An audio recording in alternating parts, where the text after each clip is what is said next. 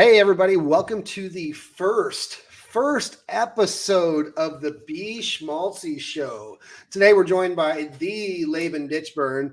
I figured he's on 38 shows on the Giants Network already, so why not put him on one more? So today we're going to talk a little bit. We're going to talk a little bit about our Upgrade Your Life tour event. We're going to talk about what it means to be Schmaltzy and how this whole thing got started. So if you're ready to learn all that, sit back, relax, pay attention, get your keyboard handy so you can tell us some great comments, and here we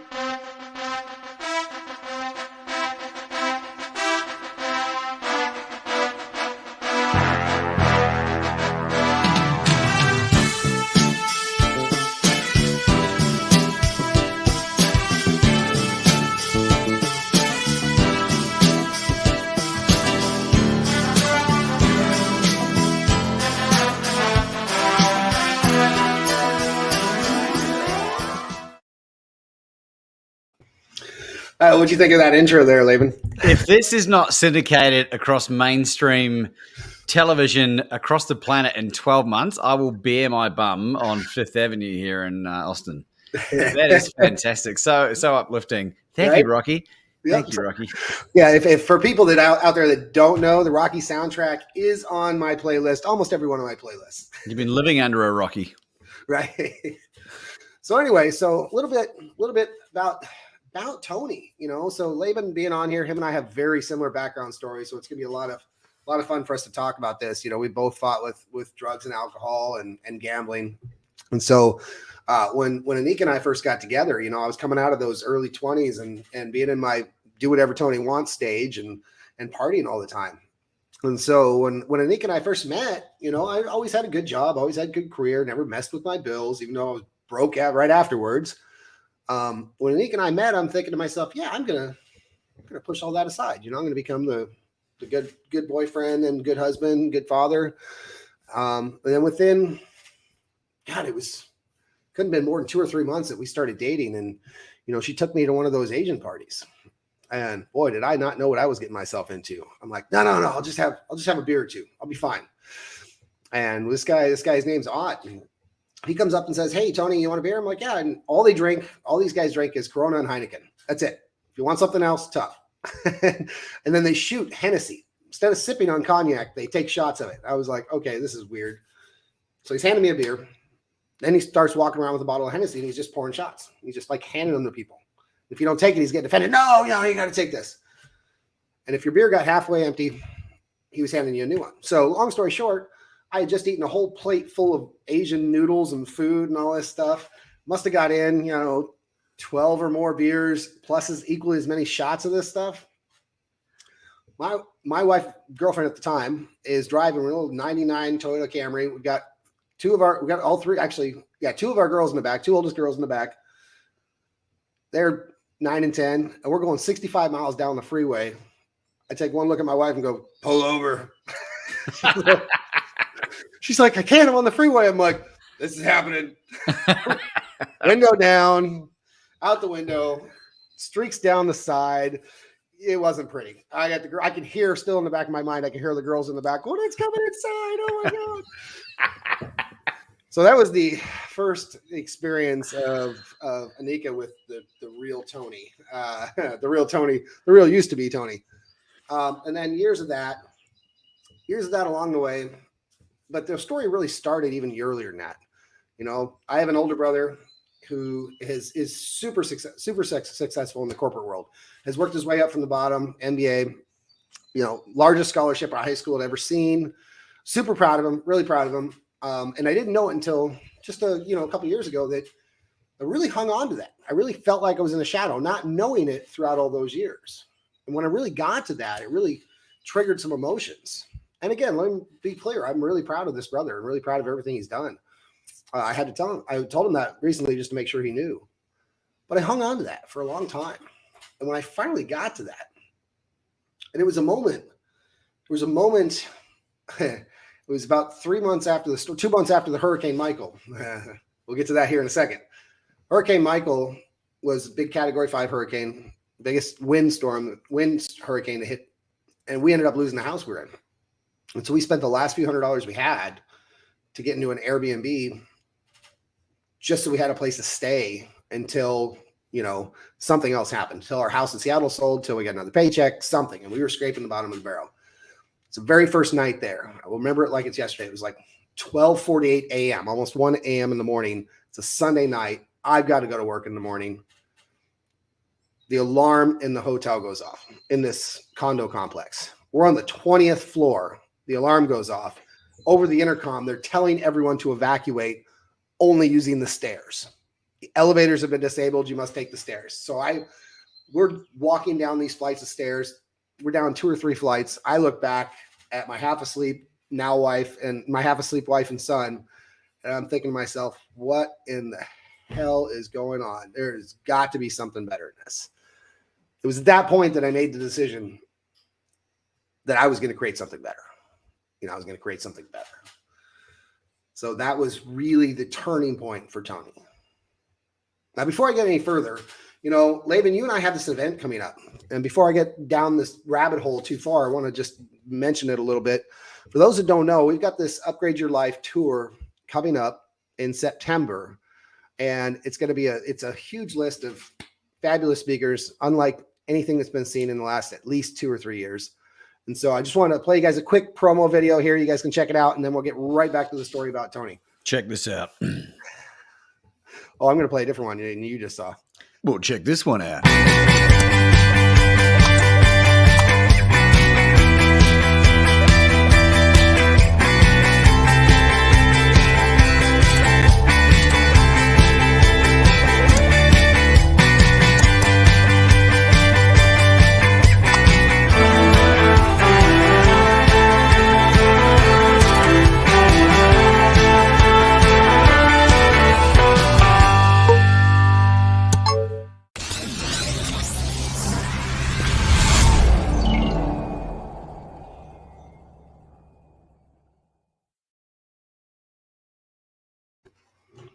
That's cool. That's very cool.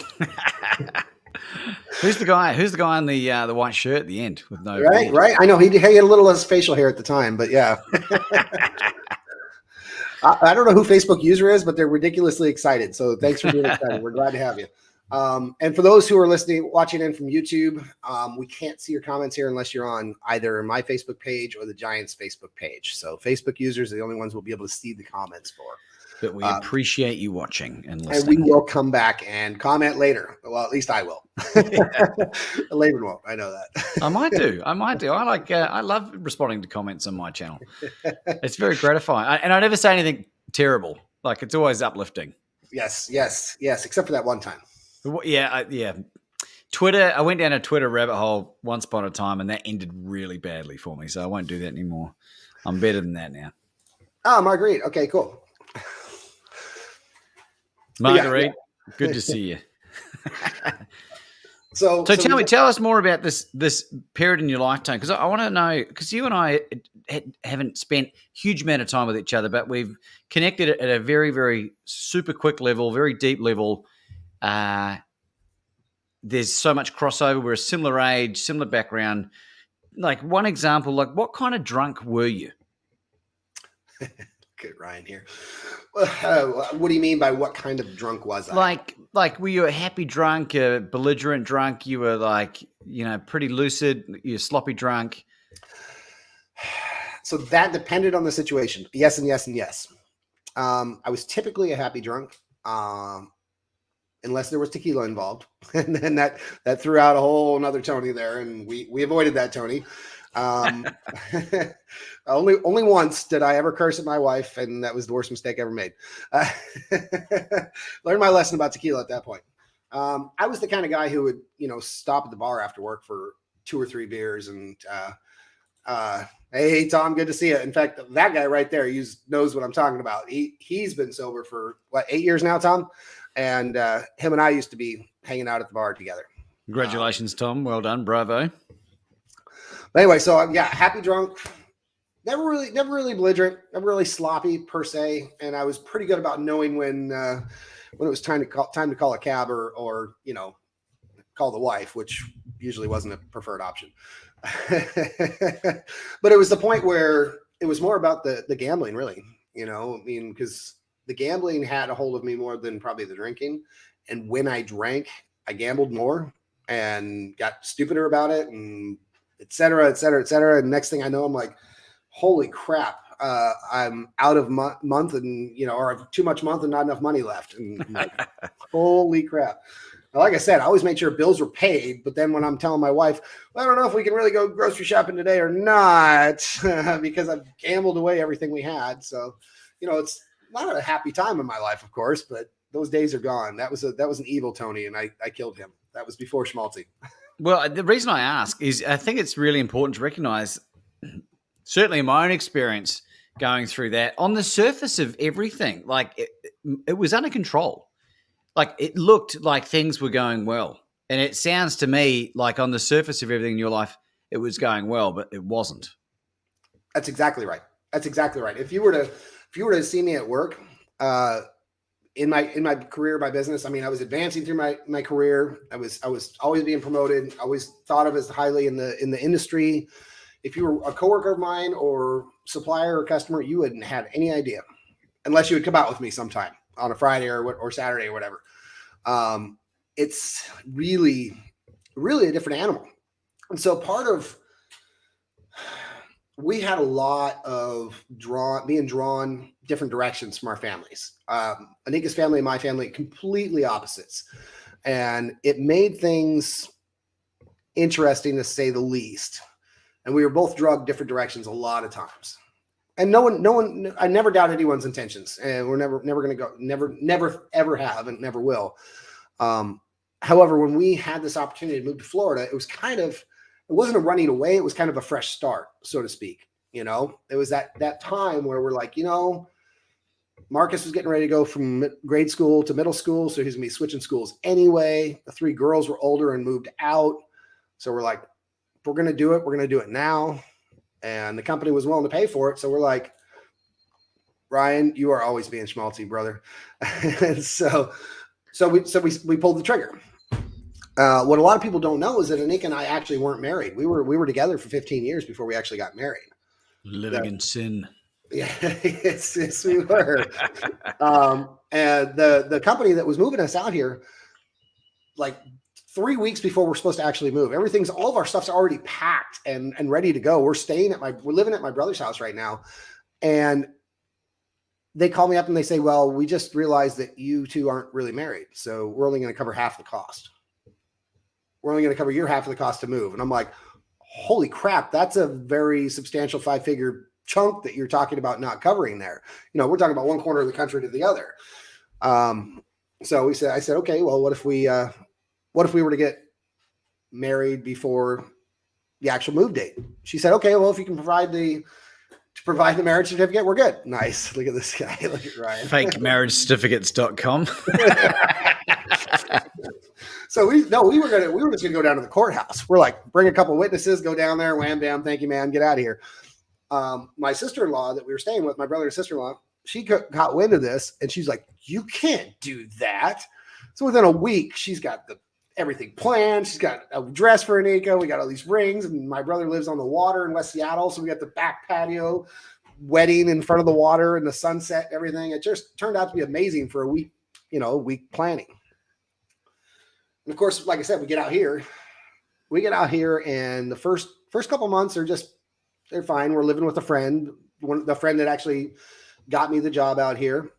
And we get out here, and it was getting uncomfortable. You know how it's like you and I had talked about. It's one thing to stay with somebody for a week or two. It's another thing when you start getting into the month or more. We had been there for 5 weeks, and it was super uncomfortable at that point. And we're like, I mean, you guys are cool and all, but this is maybe a GTFO.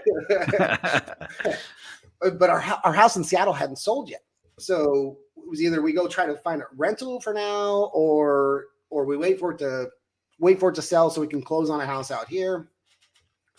Fortunately, we found a house that allowed us to rent to own, basically. We went under contract to buy. Okay, we'll buy this house from you as soon as ours closes, but we need to move in also. So they let us move in on a pre-occupancy, but we had to pay them rent also. So here we are, just dwindling our bank account because we're paying a mortgage payment back in Seattle, and we're paying equal amount rent to this place. Move in, buy all brand new furniture, brand new TV, brand new everything, because we had gotten rid of everything back there. A month later, Hurricane Michael comes through. All brand new stuff, all nice house. Hurricane Michael comes through. The house actually held up okay. But what happened was the lender that was going to give us the loan on the house said, there's no way we're going to give you a loan until they put it back in the same condition it was when you went under contract. And so now here I am meeting all these adjusters for these guys, getting everything ready to go. And they're happy. They're like, yeah, no, we're fine. We'll get this fixed up. Everything will be good. Our contract's good till the end of the year. We should make it happen. Meet everybody. About Thanksgiving, I hadn't seen any contractors. They've got all the estimates. I've met everybody. Haven't seen any contractors. So I called the guy before the week before Thanksgiving. And I'm like, hey, and now we've taken agents out of it. Like, hey, so what's going on here? Are we going to be able to get this thing finished up before the end of the year so we can, close on this house? And he says, well, we're going to talk this over, weigh our options, and we're going to get back to you. And I'm like, what? Okay. So should I call you next week? He's like, yeah, that's a good idea. So this is weighing on me all weekend through Thanksgiving, all weekend long. Jen's here. Watch out. Nobody worry. Jen's here now. So this is weighing on me all weekend. So I call this guy on Sunday because I just can't get this out of my head. And I ask him, I'm like, okay, so I need to know what's going on here. Are you guys going to, or if it doesn't sound like we're going to get this house fixed before the end of the year, should we start talking about, extending the contract? He said, yeah, we talked about it and we think we're going to let the contract expire. And I'm like, holy crap, what? So now here I am in scramble mode to get all of our crap moved out of this house into a storage unit, which because the hurricane just happened, there's nothing within an hour. I mean, we're driving an hour or more just to get a storage unit, and we're paying triple what a storage unit that size should cost. We're paying like $500 a month, just shy of $500 a month when they should run about 60 or $70. Call in a couple of my new buddies, and we just ransacked it all into a couple trucks and moved it all down. All brand new stuff. I told my wife when we bought this stuff, we're going to have it delivered, dropped off. And if we ever move again, it's going to be a business that moves us. We're going to hire movers. We're not going to have to, oh, boy, was I wrong.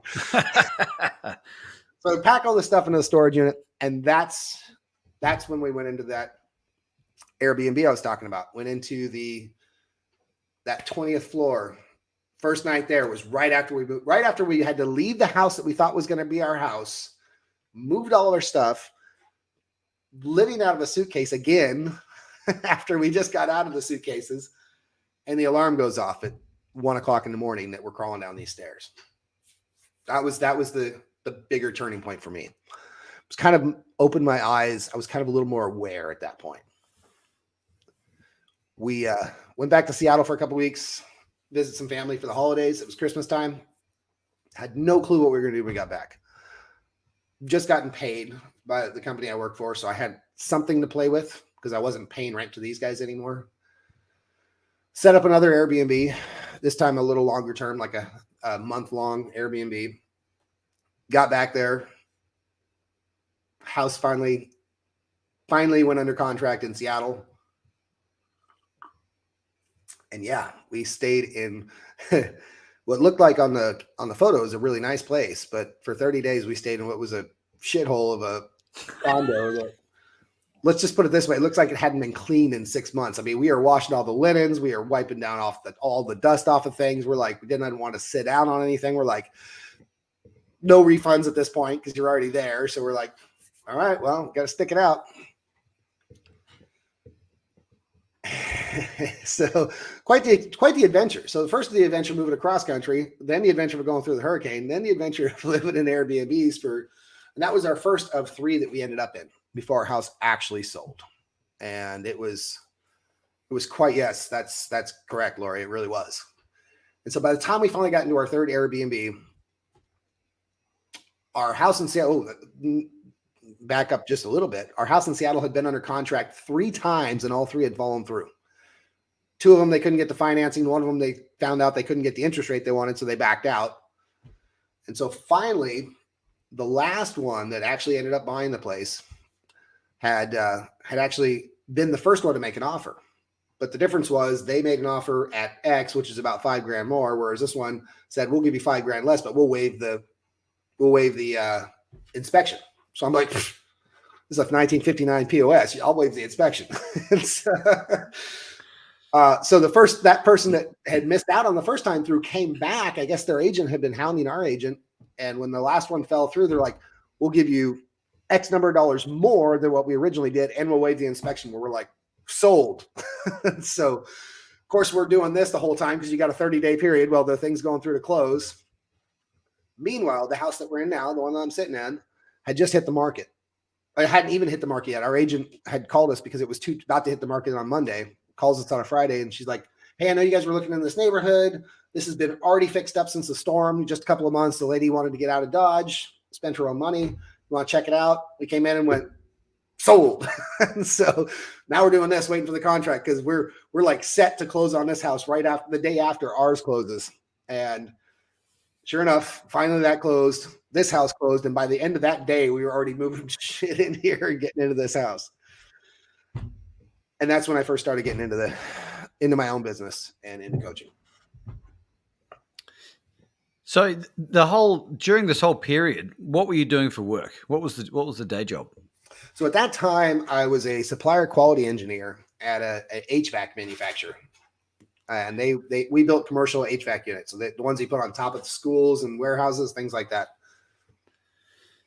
And was there any part of this whole transitional phase, for lack of a better, more powerful word, that you were just like, life has got to change? When did that happen?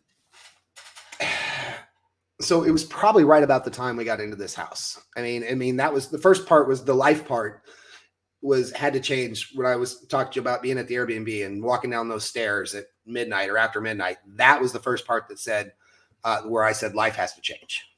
Then when I got back, after we got into everything was kind of scrambled in my brain until we got into this house, and I felt a little more stable on that front. Then I went back into the office and went, holy crap, what did I get myself into here? It was by far the worst company I'd ever worked for in my life. And from a leadership standpoint, it's one of those, if you were an employee a production employee or even a lower level supervisor, it was probably pretty good wage, pretty good benefits. But for somebody in a managerial role or upper leadership role, it was not. We were not allowed to lead the way we could. It was the first time in 10 years I didn't have my own office. I was sitting in cubicles, and then when you're trying to concentrate and get stuff done and you got 8 people around you talking or having their own meetings, it doesn't work out too well.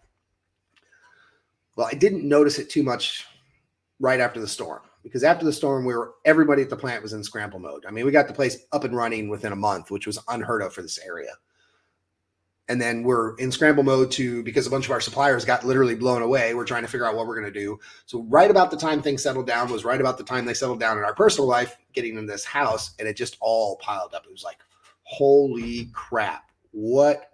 I moved across country for this? Hey, what's up, Nick? And my wife, she's like, I haven't seen you this stressed out in 15 years. I'm like, I know. Yes, Tom, believe it or not, double as bad as PCC. Yeah, Tom and I used to work as colleagues together, not at the same company, or same mothership, so to speak. So I'm curious to know what were some of your valve releases for when you were super stressed? What was some of the bad stuff you get up to? And that was it. So when I first moved here, I had cut back on my drinking. I wasn't really drinking much, but I got back to drinking again because now a couple of my coworkers are like, oh, there's this pub right down the road. And I'm like, yeah. so for a few months there, fortunately it didn't last very long, but for a few months there, that was it. It was going back to the bar after work. And it was like real close. It's like, here's work, here's home, here's bar, all within like half a mile of each other. So it was like, I'm like, no brainer. It's close. I can walk if I have to. But again, like we talked about earlier, I didn't get sloppy. I didn't get super stupid. It was just, that was my unwind. It was go have a couple drinks after work and then come home. Which weighed hard on Anika and I. Not so much that I was drinking, even though that does too, was that at the time she wasn't working. She was a stay-at-home mom. And so she was home all day while I'm gone. And then I'm gone even longer because I'm going out to the bar after work. And so it really added some tension into our relationship. So when I first started deciding to change that, which was very short, was this time out period I'm talking about is very brief, just a few months. I started getting into network marketing actually. And after that, that's what led me to my first coach. So the guy I was telling you about that I still like to hook you up with before you leave down there, Brian Finale, he owns a lead generation company for network marketers, online lead generation. I went to one of his workshops and he was the guy, he's really talented with NLP and hypnosis. And he's the one that really dug into my limiting beliefs and really that pulled that one out of me that I was talking about feeling in the shadow of my older brother. Again, I'm going to repeat this again. I love my older brother. I'm proud of everything he's done. This is my own head, nothing to do with him or anything else anyone said. But I hung on to that for 30 years and didn't realize it until I really dug in there. It was after that workshop that I came back and I was I hired my first real coach. And Steve Krivda, he's going to be up on stage with us at this event. And it was shortly. No, it really didn't. Marguerite, it just made it worse, by the way. I didn't know it at the time, but it did make it worse. So Steve and I started working together. Within 6 months, I'm like, this is what I want to do. I love helping people. I had, this bookshelf here 3 years ago was empty. There was like 5 on it. Now I need to get a man-sized bookshelf. And so that's really what started down the path. And so at the time, I'm like, I'm going to continue in the network marketing realm. I'm going to continue down here. I love the people, love the thing. But the problem was that I liked helping people, but a lot of people that get into network marketing don't really want help. They just want you to do it for them, or they're, it's like in Steve's book that he talks about. He talks about how he got out as fast as he got in because of that reason. He loves helping people that want to be helped, but not those that don't want to do anything. I was the same way, exact way. So I moved into the coaching realm. I've kind of been there ever since. Best thing you ever did. I got a question for you, Tone. Absolutely. What's more challenging, Hurricane Michael or putting together Upgrade Your Life tour? Well, I will definitely say it's putting together the Upgrade Your Life tour because that has pushed my comfort zone, which is awesome, by the way. I love that. I've always loved pushing my comfort zone, but it's put me into a whole nother realm that I never thought I'd be in, or I never thought I'd be in, but didn't realize what I was getting into, Well, can I just say that from having a front row seat to what has evolved over the last month, for people who don't know, this is the commercial that Tony played before, Upgrade Your Life. It's the first of what will be many events. This is in what's the name of the city? It's Panama City Beach. Panama City Beach, Florida. I'm actually flying to go stay with Tony and Anika next week. Anna and I are going to check out Florida. I've never been there before. We're very excited. Going to swing off a few palm trees. But witnessing what you have created and involved me in through like the vector beam has been magnificent, and it's so inspiring, Tony. It's a great example of what you can do when you reclaim the power, going from doing something that wasn't really fulfilling, it paid well, but it was deeply unrewarding. And look at what you're doing now. Look at who you're sharing a stage. Look at who we are sharing stages with and who we're having conversations with on a daily basis. Right. Exactly right. So for those of you guys that missed it earlier, here you go.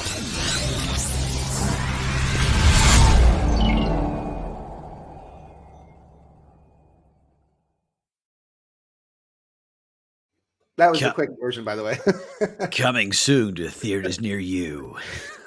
So, and you're right. And so that's the way I look at it now. I didn't always at the time. And to continue on with that story of how this Schmaltzy came about. So it was, almost 2 years ago now. Almost 2 years ago. It was February of 2020. I was really getting into the coaching world now, really starting to get some clients, starting to get some momentum.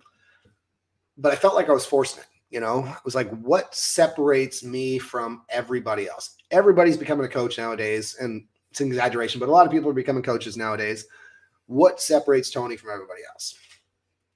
So a lot of people don't know the story behind Schmaltzy. And so here comes the Schmaltzy story. So the term Schmaltzy, the German definition of the term Schmaltzy means to be overly sappy or cheesy, like a joke is cheesy.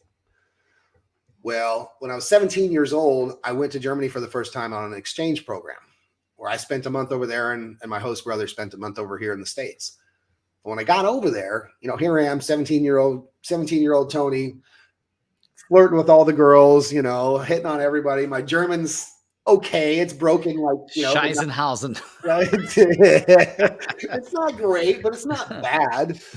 But after the first week of being there, all the buddies that I met over there, they start calling me Schmaltzy. And now at the time, I just thought they were messing with my last name, Schmaltzy. Didn't think anything of it. Continued on, went home. The very next summer, my host brother, Marcus, came over. And right off the bat, he starts calling me Schmaltzy. And I'm like, Schmaltzy. I'm like, so are you guys just messing with my last name? Or what do you guys mean by that? He's like, you didn't know? I'm like, no. He's like, because you were hitting on those girls, you had the sappiest, cheesiest pickup lines we'd ever heard. So we started calling you Schmaltzy, and it just stuck. 18-year-old Tony's like offended. I'm like, what? That's BS. What is that all about? And I'm like, God dang it, really? And so I'm like thinking about this, and I'm like, oh, darn it. So hang on, I got to get caught up here. There's some, but I'm like, man, that's really kind of annoying. So for 20 years, I never thought about it again. So when I one night, a couple years ago, when I'm trying to figure out how to separate myself,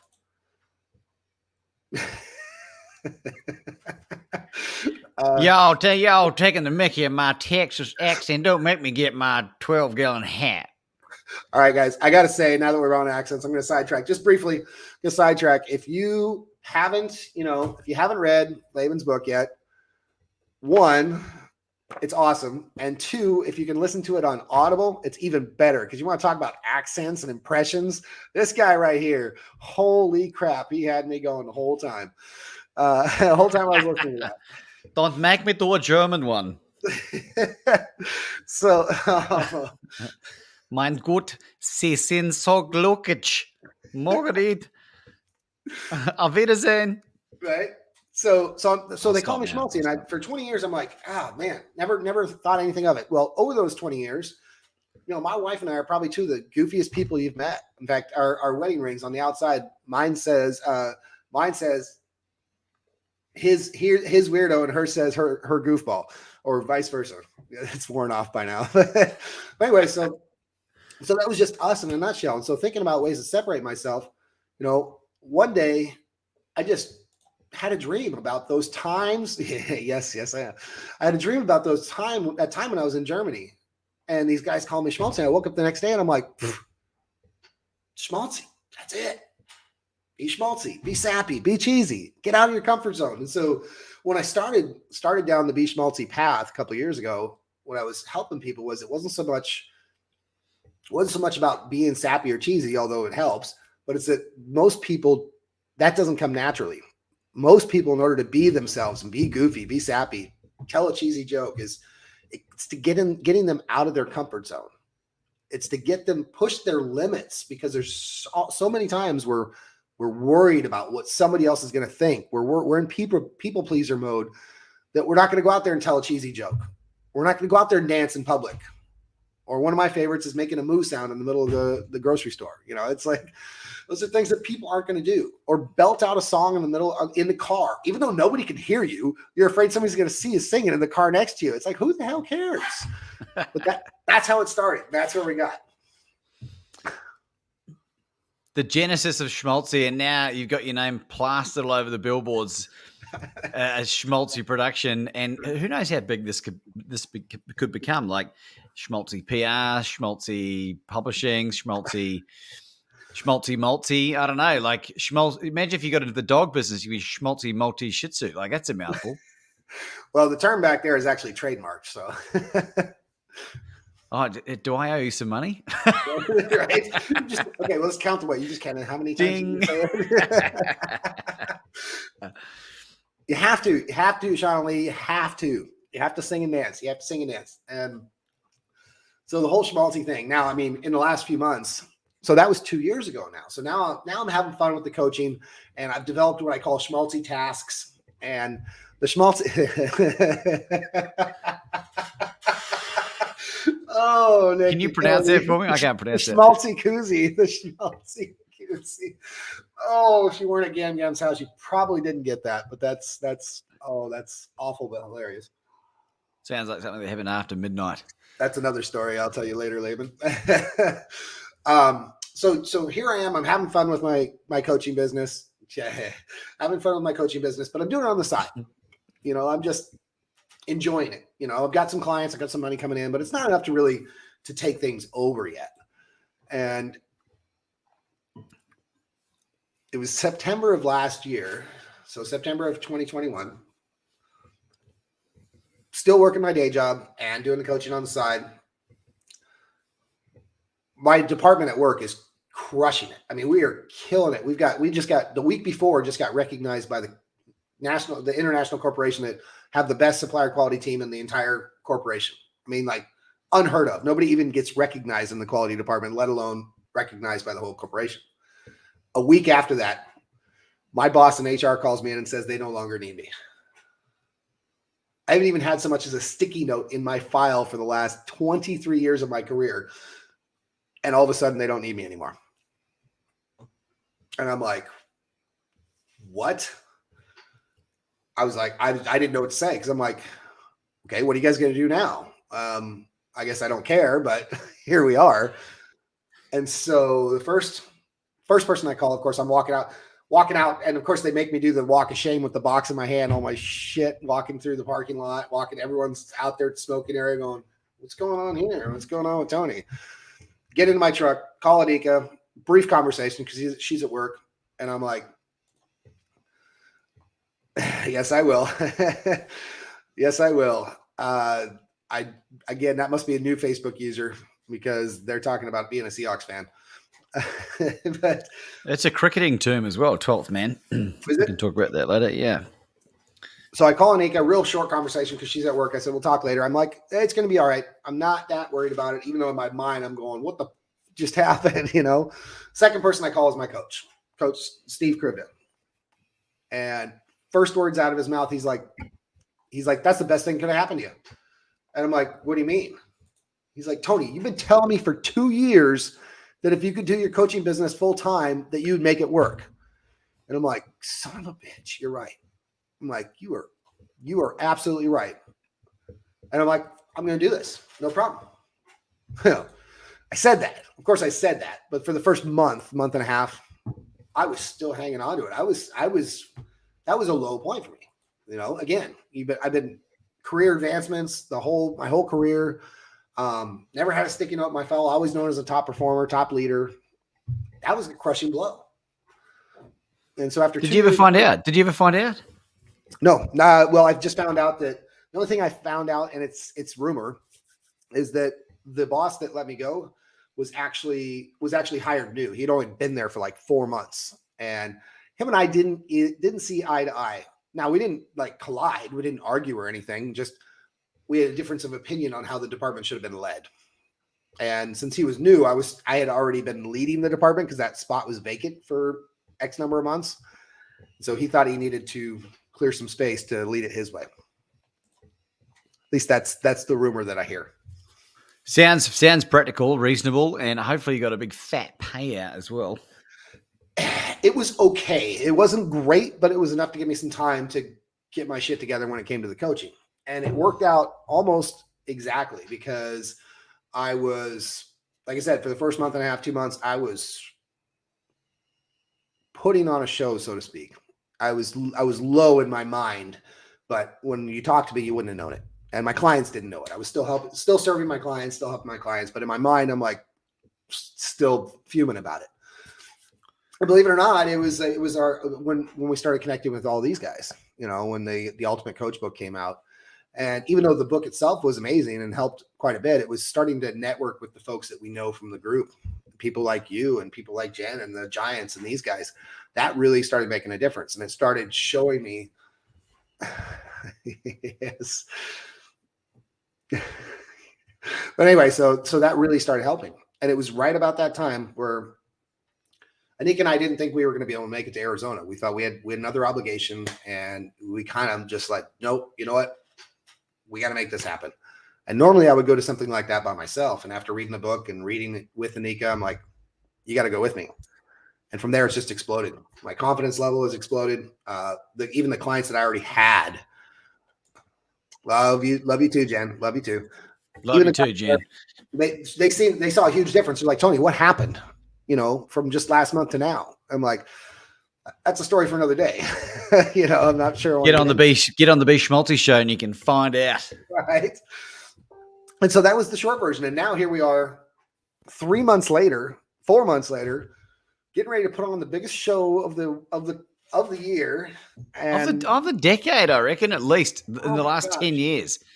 Even the big names we've been able to talk to are super impressed with the lineup and the how quickly things are being able to get together. And what's the lesson there for people, Tony? I want to go back just real quickly to what you were saying. That period when you were starting to level up, but you were still struggling with a few things. With the benefit of hindsight now, what's some advice that you could share with people that might be going through a similar period in their lives? It's really what I like to talk to people about, and that's why it's all over this background here. It's be the real you. It's find out who the real person is. For me, it was finding who Tony really was, and I had that person before I left Washington. At least the latter part of that.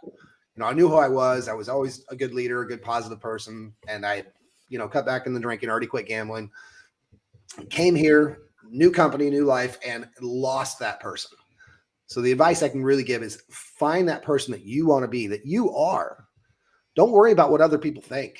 Because that's the worst possible way to be the real you. Stop worrying about what other people think. Be you, own you, upgrade you, and live your life and find that success and happiness that you're looking for. Yeah, amen, brother. I think that it must be something about September 2021 because that was the month that my life really transformed. That's where the world's best courage coach came about. I'm curious to know anyone that's watching live that can comment on Facebook. Did something significant happen in your life in September 2021 as well? Is this just a Schmaltzy Ditchburn coincidence or is there more outrageous stuff? Because I think I'm interested to know that. Just pure numbers, pure curiosity. Nothing. So I don't know who this user is. This came in before your question, but that person was always there. Just it wasn't the person I needed to be. The person I found, the person I am being today, it was always there. It was just kind of buried down deep inside. And what's next for Tony Schmaltz? What's given the momentum that you're generating right now? What's a year from now going to look like? Do you think? A year from now, we're going to be on our second, if not third, Upgrade Your Life tour. I'm going to have some more courses coming out. My book, which is going to be called Upgrade You, is scheduled to come out in May or June. We're a little fuzzy on the details. We're still working through some of the edits right now, but it will be out with plenty of time before our event. So, because that'll be a giveaway at the event. Somebody says I'm not sure who this Facebook user is, but they were able to open their eyes in September. That's awesome. Thank you. You awaked. Yep. Awoked.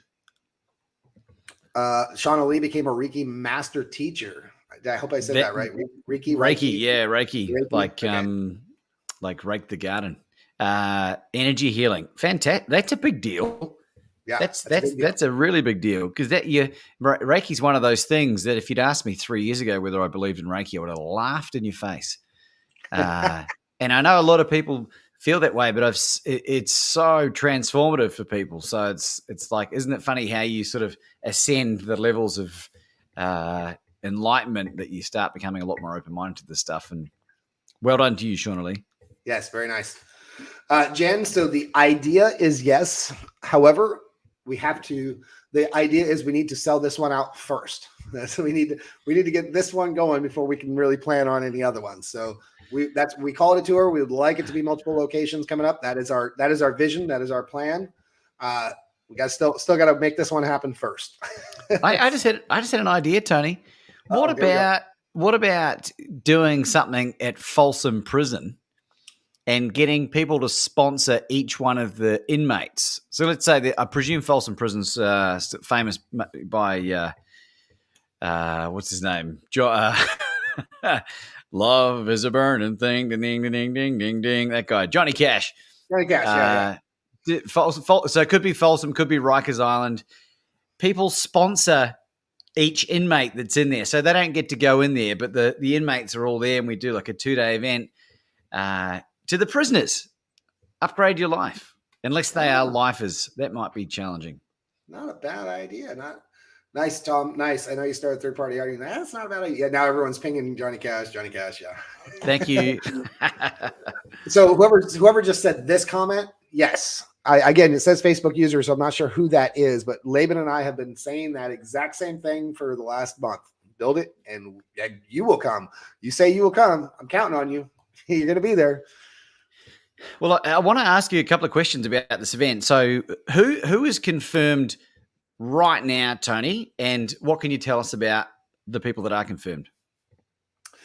Wow. Okay, so we have Les Brown, who is confirmed. In fact, literally as we were starting this, I have got a text message that popped in from him and his son.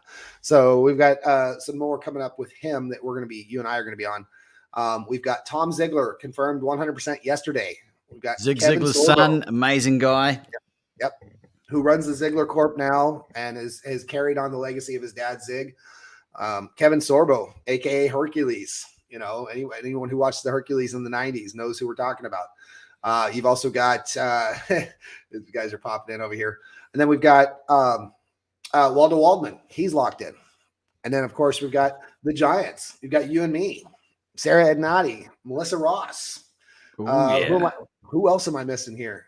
Eric Lofholm. We got Steve Krivda. I feel like I'm missing somebody off the top of my head here.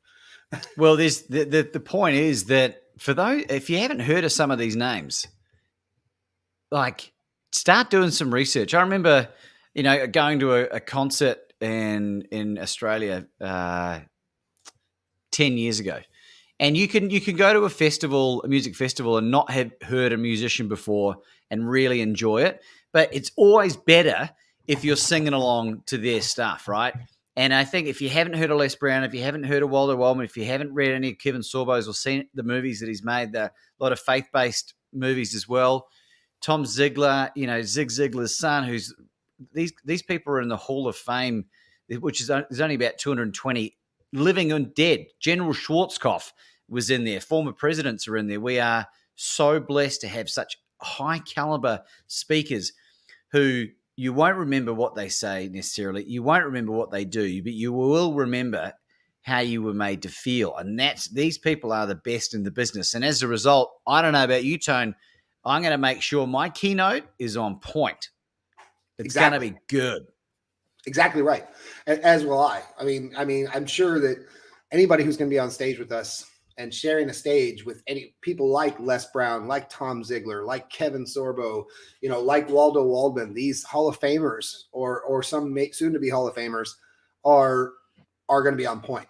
I mean, I'm going to practice the crap out of mine. I know that by the time we get there, and for those of you that are listening in or watching, Laban and I are going to be co-hosting this thing. I'll be emceeing one day. Laban will be emceeing the next day. Whichever one of us is speaking, whichever day we'll do the opposite. This is going to be professionally recorded, and this is going to be a professional production company, large venue. I mean, this is full on production. This is not a small thing. It's going to be amazing. It's going to be amazing. This is going to be huge. I'll put you on the spot here, Tone. Should we make a public declaration about this weight loss thing as well? Is this a good place to do it? Because I think it might be. Absolutely. So one of the things, go ahead. You go first. All right. So Laban and I both have some things that we're going to keep ourselves accountable for. And one of those for me, which is one that by the time I get on stage in September, I will be 185 pounds and in the shape that I want to be, the lean and muscular shape that I want to be. Okay. Wonderful declaration. So I need to convert that into pounds. People have seen photographs of me at my peak, and we've been moving around a lot, so getting into a routine has proven challenging, and I've allowed the stress of life at times to affect emotional eating. But all these are just excuses, and it's out of alignment with who I want to be and the example I want to set. So 83 kilos which I think will be about an 8 kilo loss from where I am now, which is 2.2 pound in a kilo, right? 83 keg. Someone can convert that into pounds for me. I think it's probably around about 100 and probably similar weight to you, Tone. Yeah, 189. you and I are shooting for the same kind of weight. Okay, so and that will put me at 42 by the time that event's on, and you'll be a couple of years older as well. Yeah, I'll still be 42. I'm 43 in October. Okay, so we're like a year difference. Okay, Yeah, brilliant. yeah. So there's our commitment. There's our statement to the universe and to the world, and that keep us accountable. Not that we're asking any to tell us what to do or anything, but like, hey, put down that. I don't know. It won't be anything that I eat. If you see me picking up a milkshake or something, you're just like, hey, what do you? It's protein. But he's right. He's right. So like I mentioned, Laban's scheduled for like 38 more shows after this on this network. So you're gonna have a chance to see it. Oh man. Hope you're a fan. Hope you're becoming a fan if you're not already. And then of course this show is going to be going on weekly. So you'll be able to see it. And one of the biggest things from the last time I really lost a lot of weight is you'll see it first in my face. So you'll be able to see it right here while I'm sitting here. When I first start losing weight, first place it starts really going is my waist or my face, and you'll be able to see it really quick.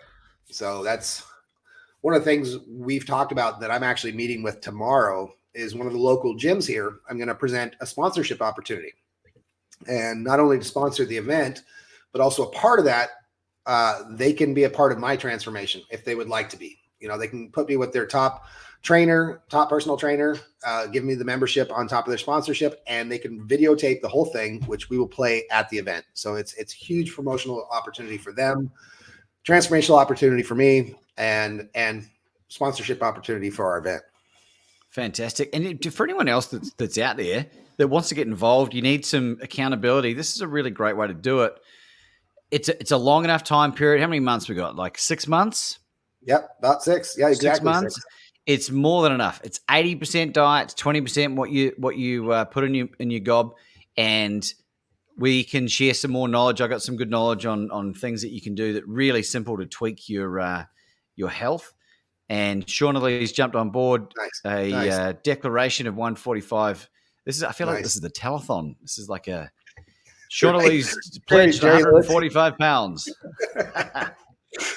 Bravo. Nice. Very nice. And last time her and I chatted, she was already down like 10, weren't you, Shauna Lee? That's awesome. There's something really gratifying about being in good shape. Like people treat you better. For anyone that hasn't experienced this before, this is firsthand. I used to be a big fatty, and like it or hate it, people treat you differently when you're in good shape, and they respect you, and they are more likely to heed your advice. You look at some of the world leaders that are ministers for health that are morbidly obese. It's like that's out of alignment. So's your spine by how heavy you are. Ryan Morris. Yeah. Out of alignment.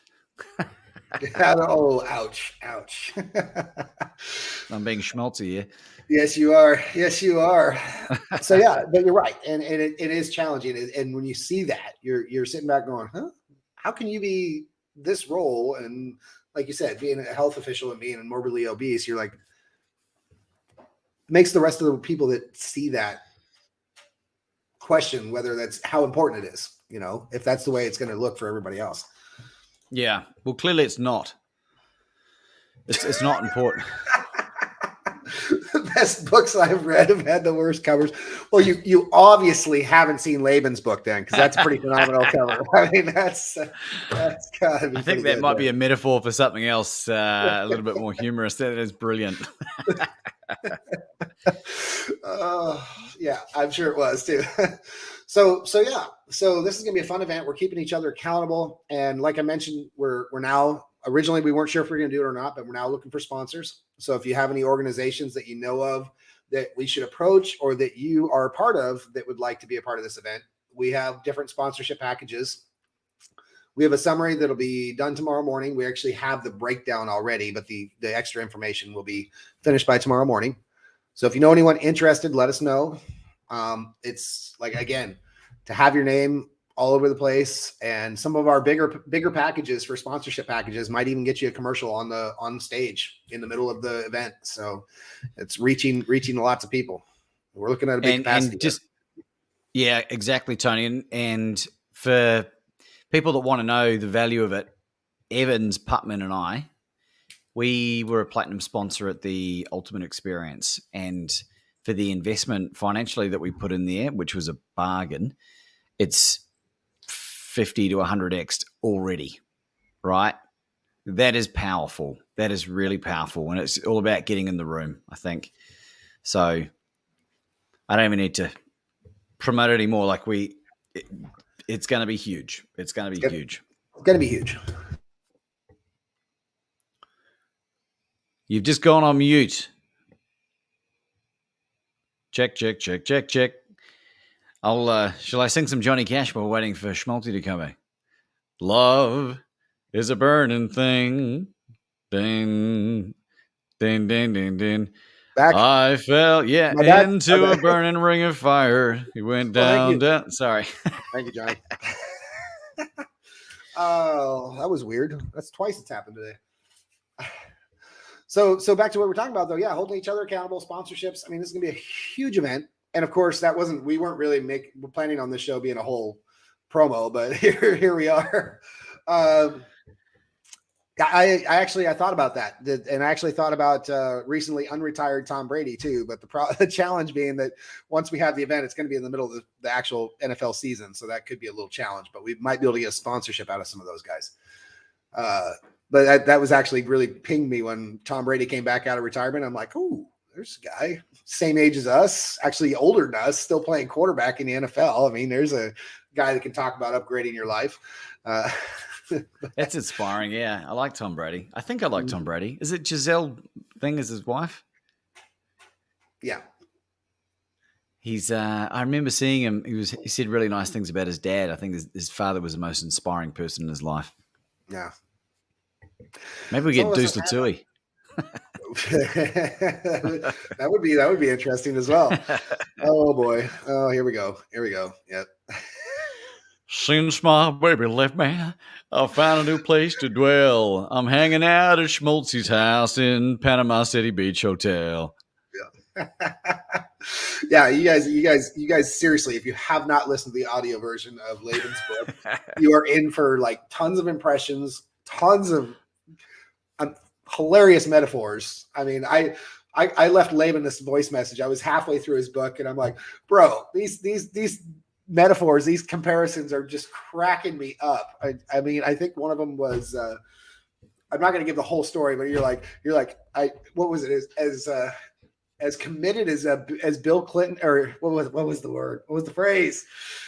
I think my legs were sorer than Hillary Clinton after the 2016 election. Well, or the one that was with such conviction as Bill Clinton in an impeachment trial, I did not have sexual affairs with this woman across the street. I'm like, holy shit! It was just cracking up. Knees blown out like a Saving Private Ryan scene. Do you know, I interviewed a guy, Wintley Phipps, who's the guy who sings Amazing Grace, and he was the one that was responsible for giving Bill Clinton the guilt trip to come out and come clean about the Monica Lewinsky scandal. Small fact. Yeah. Wow. Yeah. And he was also the guy that inspired Oprah Winfrey to become Oprah Winfrey as well. And he was there when Mandela was released, and there when Mother Teresa passed away, and like he's like the Forrest Gump of like real life. Wow, no kidding. Yeah, Wintley Phipps, check him out. PHIPPS. Wow, that is crazy. All right, well, I think we're getting close on time here. Any last words of wisdom, Laban? Mate, I just wanted to say I'm so proud to know you and to witness what you were doing, and for people that want to support this event, it's not a pity thing ever. This is going to be an elite event, the first of many. We've got so many heart-centered people on board. We're not hiring jerks. We're not getting idiots on board that are selfish. We're getting people that want to create good in the world, come to Florida, come to Panama City Beach, and hang out with your boys Schmaltzy and Dutchie. And you will definitely upgrade your life. And with that, we'll see you guys next week. Same time, same Schmaltzy channel.